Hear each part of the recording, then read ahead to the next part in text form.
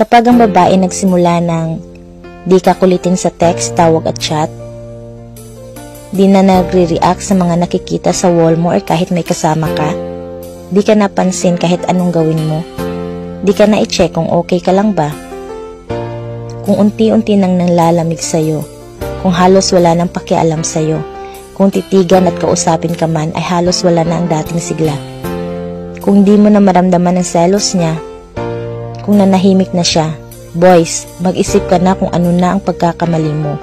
Ang mga babae kasi makulit at abnormal lang yan sa taong mahalaga at mahal niya.